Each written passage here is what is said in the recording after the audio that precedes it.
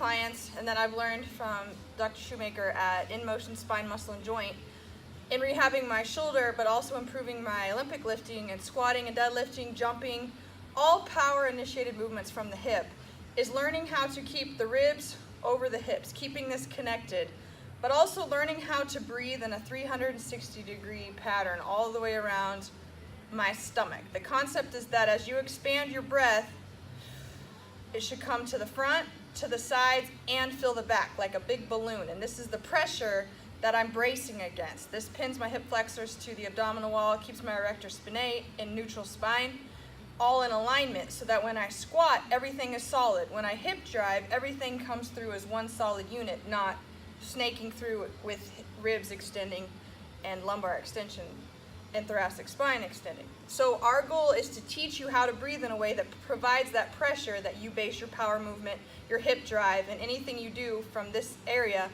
through intra-abdominal pressure. So the first thing that we do is what we call 0 to 3 months.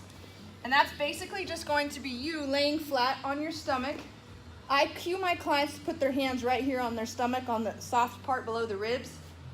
And you're going to learn to breathe in a way that expands the ribs out to the side, expands the low back out, and expands to the front, all equal pressure.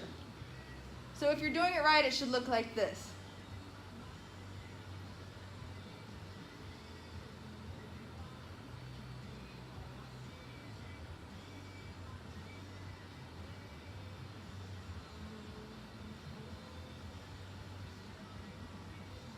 So as you'll notice, as I do that, my pelvis lifts just slightly, and you see my hands expand out to the sides, to the front, and to the back. So your first step to be learning how to use your hips effectively is connecting your breathing through intra-abdominal pressure. So doing that, practicing that and learning how to do that 10 or 20 breaths every day, or as you're thinking about it throughout the day, is a great way to start. The second way is on your back. So the same exact thing, except for now we're doing it from this position. So we want to keep the neck and the shoulders and everything from here up relaxed and learn to pressurize and breathe through the low abdominals. So it should look like this.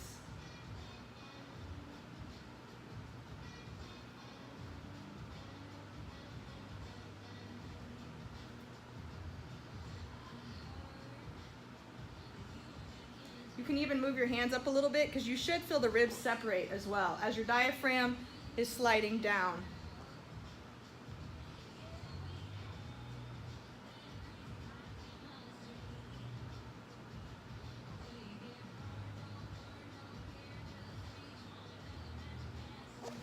So that's literally going to be the first 2 steps that I help a client learn how to do in activating their hips for their lifts, is learning how to breathe.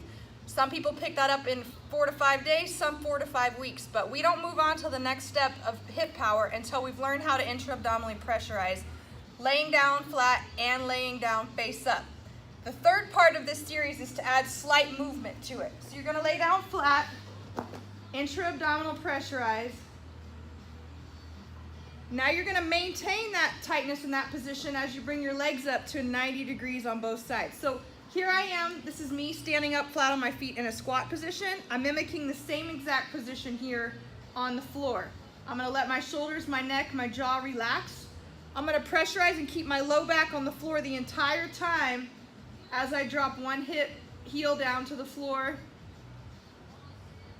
and another heel down to the floor. Keeping that pressure in the low back through my breathing. Now the idea is that your low back shouldn't come up. I shouldn't see any sunlight come through here as my heels are tapping to the floor.